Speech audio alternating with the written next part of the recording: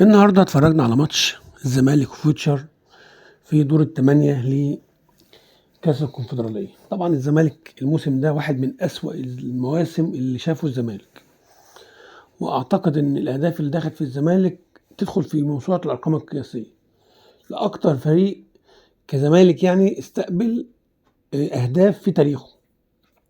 المهم الماتش انتهى بفوز الزمالك 2-1. هتقول لي الزمالك فايز 2-1 وعمال تقول ده أسوأ وأوحش ومش عارف إيه.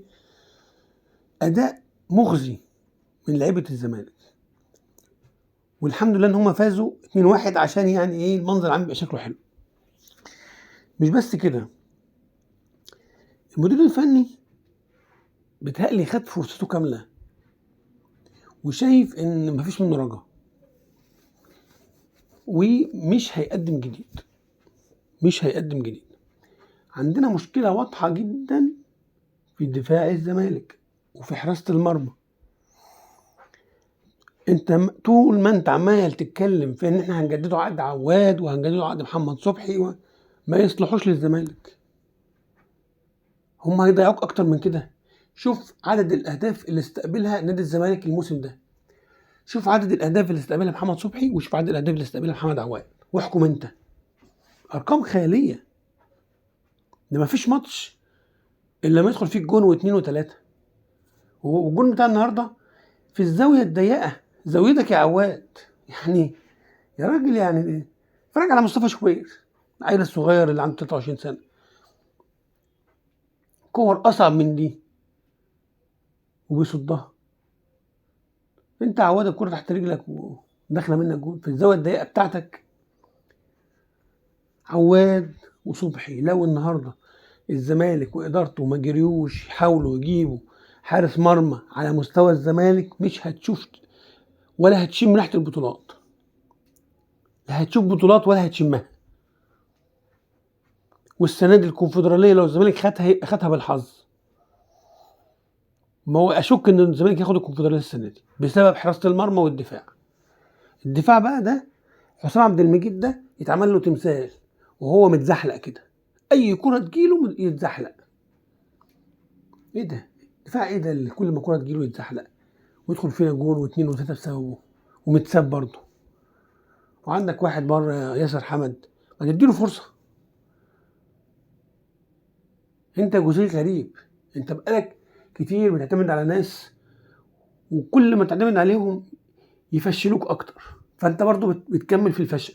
خلاص شوف حد تاني، ادي الفرصه للمدافع تاني، لما انت مستمر خلاص خليك.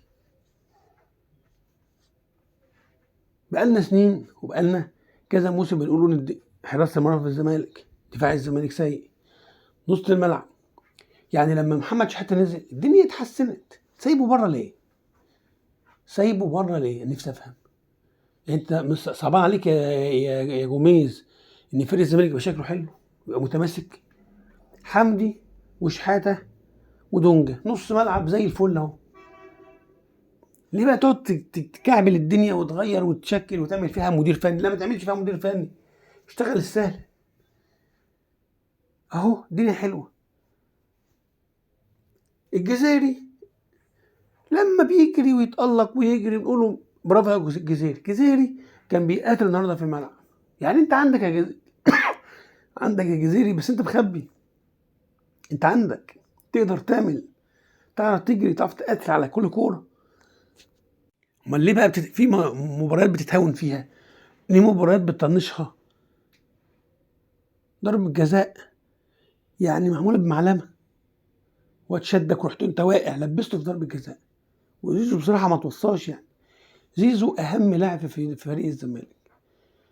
يعني الكوره اللي جابها المسلوسي من اسيست من زيزو، وضربه الجزاء اللي جابها زيزو، ويقول لك احنا عايزين نبيعه زيزو. عايز تبيع زيزو؟ انت على الحسنه الوحيده اللي في الفريق عايز تبيعها. الحاجه الكويسه اللي موجوده في الزمالك عايز تبيعها.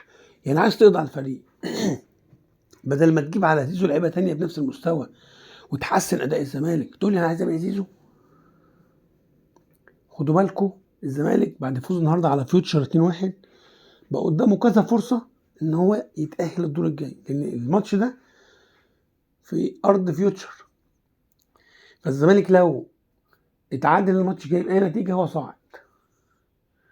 لو الزمالك اتغلب 1-0 يصعد. امتى الزمالك ما يصعدش؟ لو اتغلب 2-0. طب هو فوتش ممكن يعملها؟ ايوه ممكن يعملها، بمستوى الزمالك ده، بدفاعه ده، بحارس مرمى ده ممكن يعملها. فخدوا بالكم، احنا كذا مره جربنا الزمالك ونقول لا ده صعب، لا بيتغلب عادي وبيطلع، بيتغلب عادي. ما انت لو فاكر ان الزمالك ده سنين بقالنا مع الزمالك، لو ما ركزوش الماتش الجاي فيوتش خدوا بالكم جات له كوره في القايم وكوره في العارضه، يعني كان ممكن الماتش يخلص 3-2 لولا حظ خدم الزمالك.